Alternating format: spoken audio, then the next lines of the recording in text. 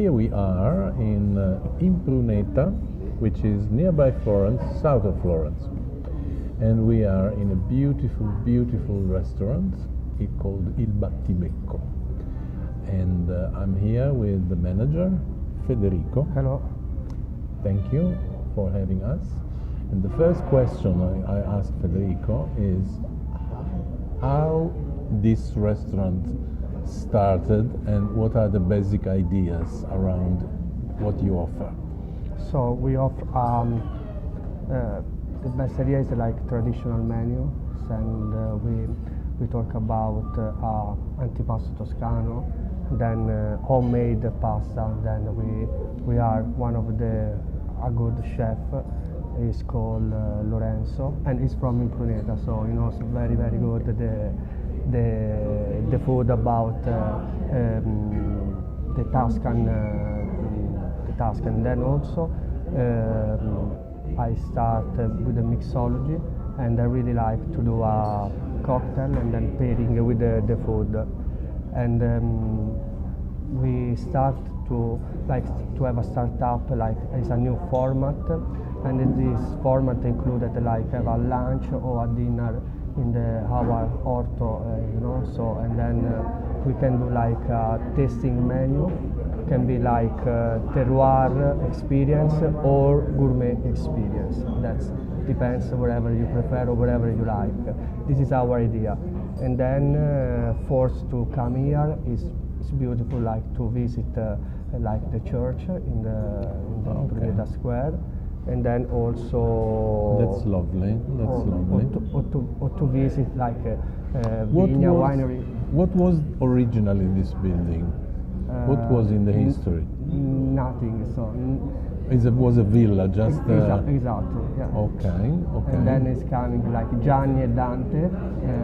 It's called Gianni, and start to building in this area and become one of Sounds very interesting. And I have to remind, Impruneta is known to be the village of the potteries, since here is a very particular high quality clay that has been used through the centuries to make tiles, constructions, building units and everything, pots, and sometimes even pots where to cook food.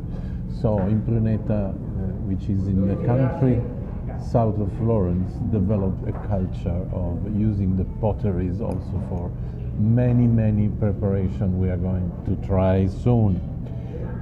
As Federico was saying, the restaurant is specialized in local products, seasonal products. They follow the philosophy of kilometer zero, exactly, isn't it? Yeah. Can you please tell us more? So we start last year to building like our orto. Then you can see later if you want. Sure. And then we can do so. Start to take something from there, and then cooking So like aubergine, zucchini, pomodoro, and then you can do pasta with tomato, fresh tomato. Fantastic. And everything. So like because we love kilometer zero. Yeah. Fantastic. So that is an exceptional formula, I think. So you have the products that are local and are incredibly fresh. Thank you very much, You're welcome. Federico. And now Thank we you. are going to start our meal. Grazie. Here we are with an aperitivo. Aperitivo is an Italian invention. Aperitivo means that is opening, from the verb aprire, open.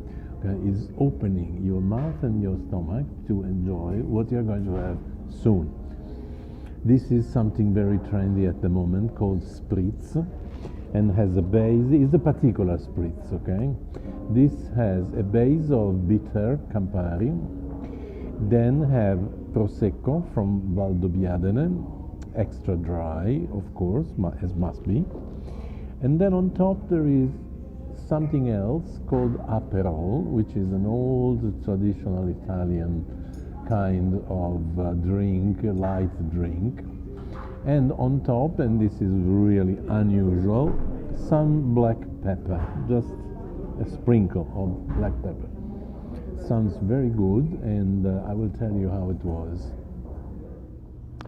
Okay, we have a wine list which is interesting and quite generous in labels.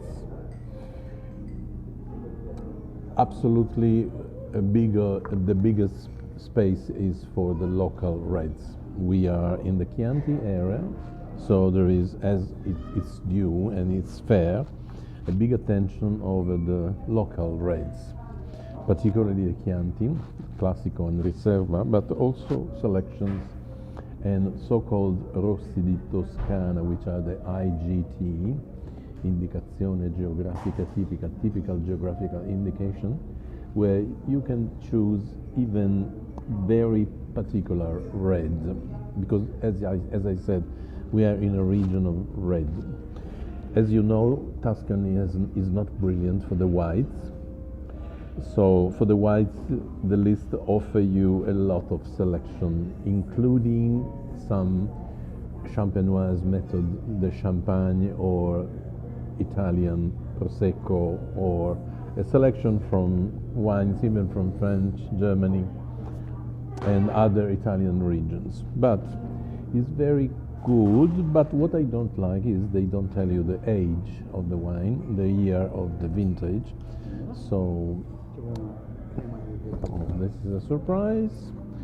This is something particular. Thank you very much. Prego. Is crema di riso. Di verdura. Crema di verdura. Okay, thank you. This is a surprise, unexpected, out of the program. So we have a crema di verdura, which smells very, very family taste. So with two crostini floating on top, which is absolutely very attractive, I must say. Anyway, to conclude with the wine list, it's a good wine list, but doesn't tell you the year of the vintage, which makes your choice a bit blind, because you don't know the wine you're going to choose is a young wine or is incredibly old, okay? You know, wine is a live issue, is a live material, is a live body. So getting old changes personality, changes taste, and sometimes what is with a very particular old taste is good with some food, but is not good with other food. Anyway, it's a long story. Here we are. The restaurant has its own vineyard where they produce this wonderful new wine we're going to taste now, which is 50% Sangiovese and 50% Merlot. The vintage is 2022, and they have no labels yet, but will be ready, we hope soon. Thank you.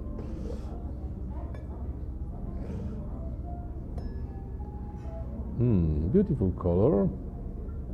Sì, si deve ancora aprire un pochino, però ecco, ho preso una settimana fa proprio dall'acciaio, quindi ecco, sono stati selezionati i migliori lieviti. Okay, the color is great, the smell is very interesting, and for 2 years has been in the still, so no tannin, or just the tannin from the grape, and yeah, it's a good gradation. I see from the tears. From the tears you can see in the glass. After you move the wine, you have to move. The wine love to dance. So dance with the wine, and then you observe the tears, because you stop dancing, so the wine is crying. Oh, many tears. This is going to be more than 13 degrees. The aroma is fascinating. I love sometimes Merlot. Of course, we are in the land of Sangiovese, okay? Everything is based on Sangiovese, but sometimes Merlot match very well with the Sangiovese. So technically this is in IGT, in the Indicazione Geografica Tipica, which means that it's not a traditional wine, it's not Chianti Classico, it's not any other of the traditional, well-known, world-known label, but nevertheless could be something, wow, special.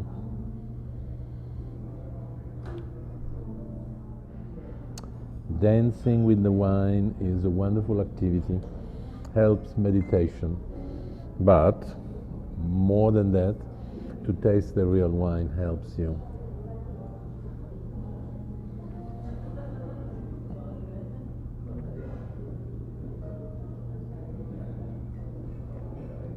It's good.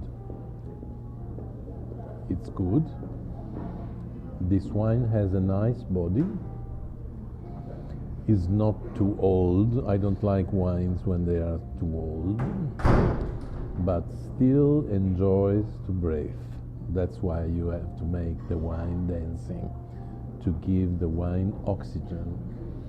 And he reacts very well, and the ruby color is quite alive, it's quite light, has the smell, and the taste follow this.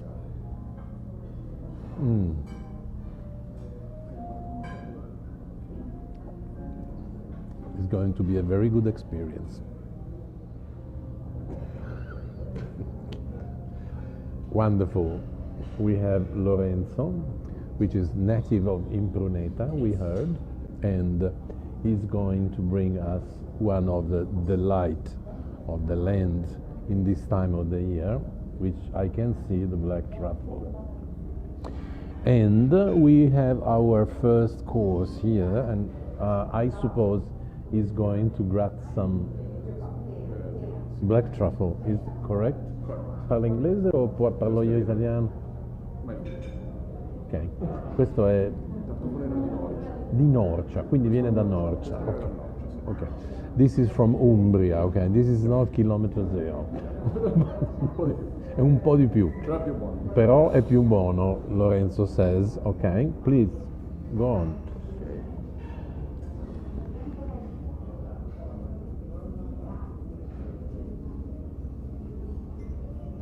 Fantastico, fantastico. I can see from the consistency of the truffle how fresh it is. Yeah. Thank you very much and complimenti. So these are nudi, typical Tuscan wine first course. Literally nudi means naked. Can you believe? A food called naked. Why they are naked? Because basically are dumplings undressed. So they took away the cover, and this is what was inside, and is a mix of pecorino cheese with topinambur, which is an exotic name for a vegetable growing in Tuscany, which is a very particular taste. A bit similar to artichoke, but not far from carrots. It's something that grows under the ground and became popular in Tuscany in 1800. And this is the consistency of the bowl. The cream is based on blue cheese. They say blue cheese without specifying if it's a local, but specifying that is a sheep milk blue cheese, which is great, and is accompanied with very tiny slices of apple, called a particular kind of apple, very small and sour, called anurca, and the combination, particularly with the black truffle from Norcia on top, is very attractive, and I think I'm going to get a lot of that. This is one of the classic, one of the pillar of the Tuscan cooking tradition, ribollita, which is a soup based on bread and olive oil with different vegetables, and we can call also eternal soup. You know, the perpetuous wine, the eternal contract, the eternal. This is an eternal soup because never finish, since you will redo using the soup that is left from the day before. Will be the base, and you cooked again and again. Bollita means cooked, ribollita, and that's the sense and the spirit of this very traditional, very ancient recipe, very popular dish. This wine is local, is based on 100% Sangiovese,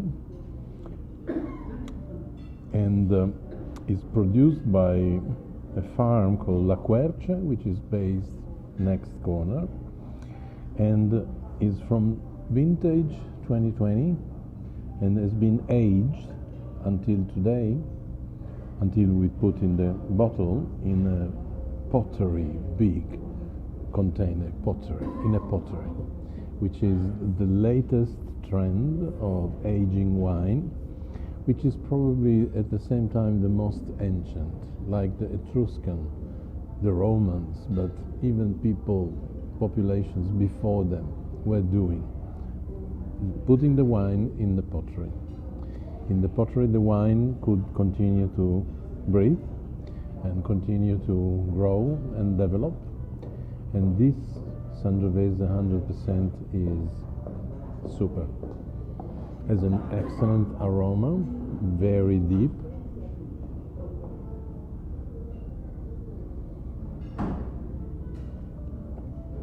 Is delicate and strong together at the same time. Has not any taste of tannin. This is the result of the pottery aging, and with a bit of breath becomes alive and wonderful for your meal. Here we are with our second session of primi. We couldn't resist to have this pappardelle al cinghiale, which are, pappardelle is a fresh pasta, homemade usually, based on wheat flour and eggs, and is very large. Tagliatelle are narrow, pappardelle are very large. And the sauce is wild boar meat, ragu, cooked for hours with onions, celery and carrots, and is accompanied this time with something unusual, which is this horseradish cream, which is giving, probably, I will tell you, a very particular taste. Here are our secondi. We choose for the prince of the tradition, the most traditional and most famous preparation based on beef meat in Tuscany, which is the Peposo. Peposo is a name that comes from pepe, which is pepper, black pepper particularly. And Peposo are pieces of beef meat cooked for a long time after they had been marinated, at least for a whole night, in the red wine with onions, carrots, celery, and a lot of black pepper. Traditionally, this was the meal of the people working in the factory of potteries, factory of bricks, because they went to work in the early morning, bringing this basically wine and meat floating inside, and they were leaving the pot next to the pottery oven for the whole day. So the meat was cooked into the wine that became a sort of sauce, melting with the fat of the meat and with, of course, olive oil. When was lunchtime, they have a warm, wonderful meal. And then, as traditional Tuscany, for side dish of red beef meat, we have the white beans, where I am going to add a bit of extra virgin olive oil, just a tiny bit. And as a side dish, we also order a bit of grilled vegetables that I'm going to dress first with salt. Remember, when you dress, salt is always number one. Then, if you wish, some pepper to continue to give a taste and orient a personality. And last, a bit of extra virgin, local, beautiful olive oil. And now, together with our Sangiovese, we are going to start a feast. And now is the time of the dessert. And here we follow the tradition, but with fantasy and with generosity. So we have these creations that are typical of this time of the year, which are the last days of Carnival. So you have this fried, very light, with white sugar on top, and are delicious and crunchy little, fried, based on very simple vanilla and wheat flour. And then you have this fried sweet apple, and these are made with rice and sometimes with cream. This I don't think has cream inside. And these are called zeppole. And these are typical of Carnival, which are the last time of winter time before waiting for Easter. And all this comes with this amaro. Amaro is usually an infusion where you drink little amount because it's super alcoholic to finish your meal properly with a good aromatic impression.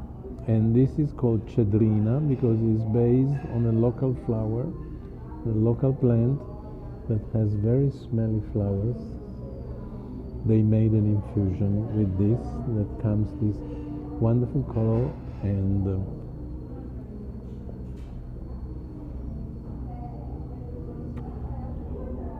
is heaven. It's wonderful to finish a meal with this. And you don't drink like vodka, which means poop, one step, one jump, and that's it.